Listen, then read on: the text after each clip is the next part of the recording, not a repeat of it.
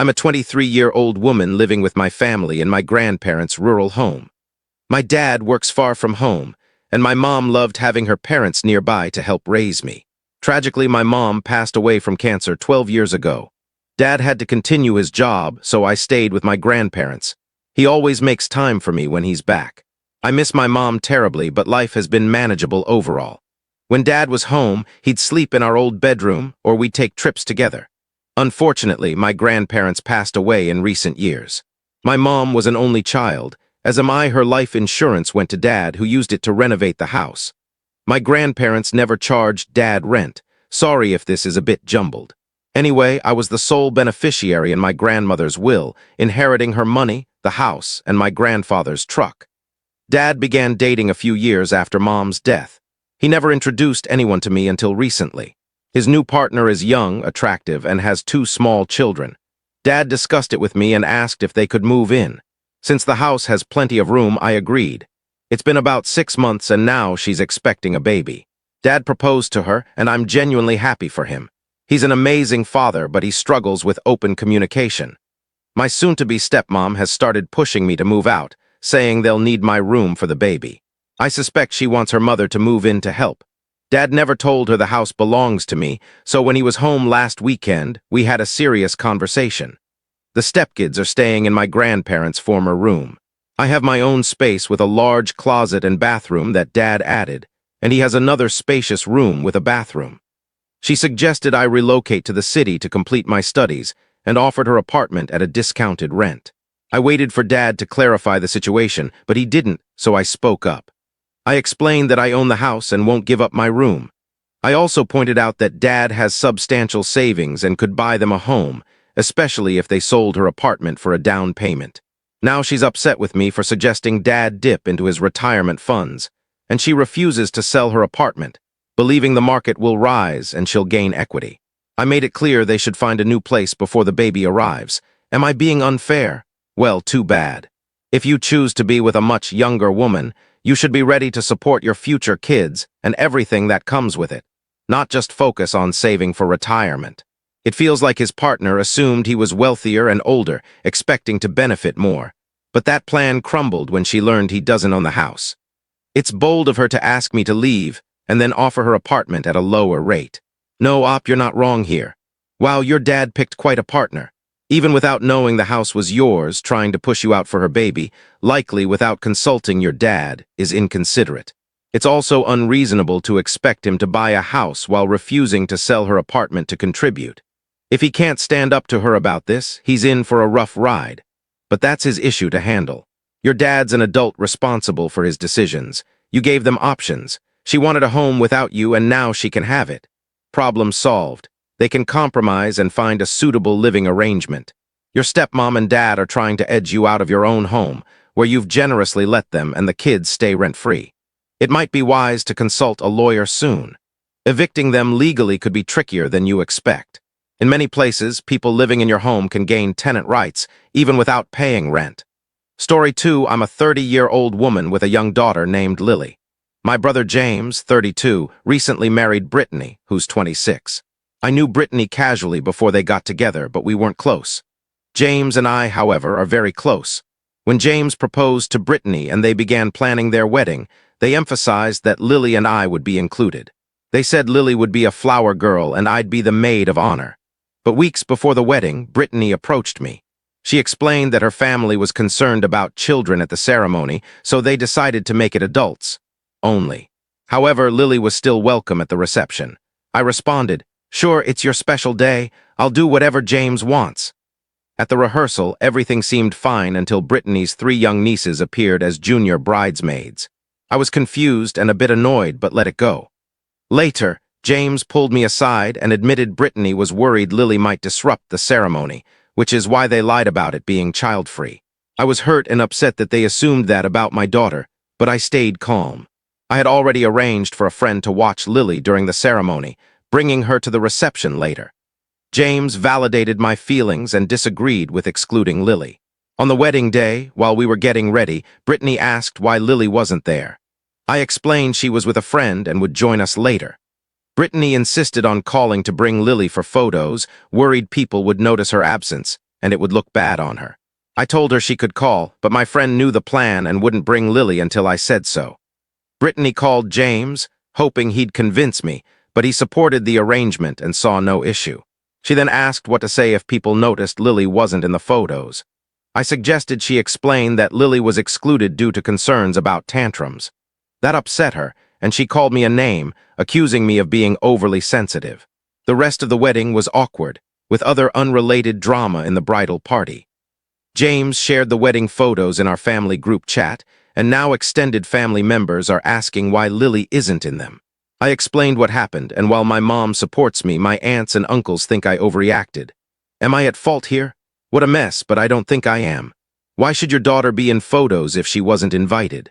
I'm curious, though, why is your family so concerned about her having a tantrum?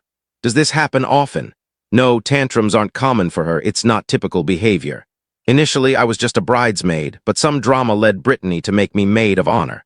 The bride and groom made it clear they controlled the guest list. Lying to you about it was unfair. They have no excuse. They're trying to act like kids were welcome when Lily was specifically left out.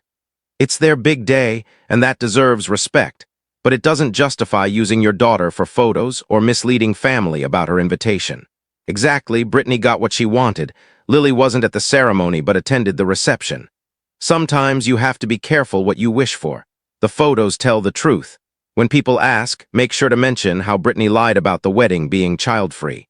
Story 3, I'm a 25-year-old woman married to my 27-year-old husband, and my in-laws won't stop bringing this up. My husband has a younger sister, Alice, who's 22, and in my view, she can be challenging. Alice had health issues as a child, but overcame them. However, her parents were overly lenient, to the point where correcting her caused a scene. She's lost multiple jobs because of this and has few friends. She always craves attention. At my other sister-in-law's birthday, their parents bought Alice a gift just to prevent her from getting jealous. I'm an only child, and my best friend, Marie, is like a sister. We've been inseparable since 3rd grade, bonding as fellow only children. We're fiercely loyal to each other. When my husband and I planned our summer wedding, I was shocked to see Alice arrive in a lacy white dress that could have come straight from a bridal catalog. During the cocktail hour between the ceremony and reception, I grew frustrated because guests kept asking about Alice, mistaking her for my husband's ex instead of his sister. I could tell Marie was getting upset too. Marie confronted my husband's family and gave them an earful. On her way back, she tripped and spilled her red wine near Alice. Alice rushed to the bathroom with my mother-in-law, while my father-in-law demanded Marie leave. I refused, explaining that Marie's a lightweight and it was an accident. My husband backed me up, noting that Marie's petite frame means she can't handle much alcohol. We promised to ensure she sobered up before the reception. At the reception, Alice looked stunning in a gorgeous green dress, and Marie miraculously recovered. My in-laws keep talking about the incident, but I struggle to feel guilty, even though I know it wasn't an accident. You're definitely not wrong, and your best friend is incredible. That's true friendship. Don't let your in-laws guilt you. They need to stop enabling Alice's childish behavior and move on. Maybe it's time for a direct conversation with them to grow up. It's great that your husband supported you. He could have confronted his sister directly about her behavior, though. I understand why he might have hesitated. He didn't want a scene at his wedding with Alice throwing a fit. Your in-laws likely enabled her behavior, and your friend was just addressing the white dress issue. Everyone knows not to wear white to a wedding. Since Alice had a backup dress, what's the problem? If she ever gets married, you could accidentally announce a pregnancy at her wedding. Some people can't stand others shining. Story 4, I'm a 25-year-old woman planning my wedding in 3 months. I sent out invitations with clear guidelines. No white attire, for obvious reasons, and emerald green for the bridesmaids' dresses. I also requested RSVPs by a specific date since the reception dinner is costly, and I don't want to pay for no-shows. Otherwise, guests can wear what they want. Kids and families are welcome, and I'm not strict about attire except for those specific colors. For context, my sister-in-law is my fiancé's sister. We're not super close but get along fine without any animosity. At my fiancé's birthday party, friends and I discussed the wedding plans. They commented on how relaxed my rules were, appreciating that they didn't feel restricted. I explained that I want everyone to enjoy themselves, so I avoided excessive rules. Later, the The girlfriend of one of my fiancé's friends showed me a bold yellow dress she was considering for the wedding, asking if it was appropriate or might steal the spotlight. I loved it and encouraged her to wear it, assuring her that as the bride I'm hard to outshine, and even if someone did, it wouldn't bother me. I meant no harm, but my sister-in-law took offense, calling me arrogant. She was upset because her wedding had strict rules, like no kids and a specific dress code, which we followed without complaint. I wasn't trying to upset her. I was just sharing my wedding plans and reasoning. She accused me of indirectly criticizing her and called me sneaky, saying I should confront her directly if I had an issue. Then she stormed out with her husband. My mother-in-law agreed that my sister-in-law overreacted, but suggested I shouldn't have highlighted my relaxed approach, as it might have made her feel bad about her wedding choices. My fiancé and I didn't do anything wrong, and my sister-in-law needs to let it go. Am I wrong here? Definitely not. She's projecting her insecurities onto me. She might be envious that I'm taking a more laid-back approach to my wedding. I won't apologize. She's the one being dramatic. As the saying goes, some people think everything revolves around them, and that's my sister-in-law. I can't control her reactions or make her see it's not about her. On a lighter note, it's impressive how she maintains her bridezilla attitude even at someone else's wedding. Maybe her strict rules were to prevent anyone from stealing her moment. But this is my day, and I'll do it my way. Thanks for the congratulations. I'm excited for an amazing wedding. Story 5, we recently welcomed a new colleague, Christina, a friendly woman in her late 30s, married with kids. We had several conversations before becoming close. One day, while she was seated, her cleavage was noticeable. The office vibe turned awkward, and some male colleagues started avoiding eye contact. It was a small issue, but it kept happening. A few male coworkers confided in me about feeling uneasy with Christina's attire. As more of a tomboy, they felt comfortable discussing it with me. They mentioned discomfort with repeatedly encountering this situation. I noticed that all of Christina's tops seemed chosen to highlight her cleavage. The next day, I casually mentioned to her that her cleavage was visible. She nodded without responding. So, I asked if she intentionally picked clothes that emphasized her cleavage. She seemed offended and asked if it was a problem. I explained that it made me uncomfortable if intentional, especially in a professional setting with male colleagues. She got upset, asking why her clothing was my business.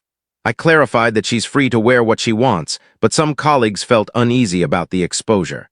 She snapped that it wasn't my concern, and that anyone with issues should address her directly instead of using me as a middleman. We argued, and while some female colleagues agreed with me, they also said I could have phrased my concerns more delicately. Christina began avoiding some of us, which felt unprofessional since our job requires collaboration. When I tried to discuss it with her, it led to another argument. She threatened to escalate to management if I continued, but I just wanted to resolve the issue. Did I overstep by saying that? Those male colleagues must be thrilled with your actions, huh? Are you trying to stand out from other women to win their approval? Let's be clear. Her cleavage is none of your business. It's her choice how she dresses. You and the guys are body-shaming her. If I were her, I'd go to HR. If the men are uncomfortable, they might need a reminder about self-control. Shame on you for getting involved. You're definitely wrong here. Being a woman doesn't give you the right to dictate your coworkers' attire. You're not her supervisor or enforcing a dress code violation. You're just pushing your standards on her. Her marital status or kids are irrelevant. Focus on your work, and if colleagues gossip, keep it to yourself.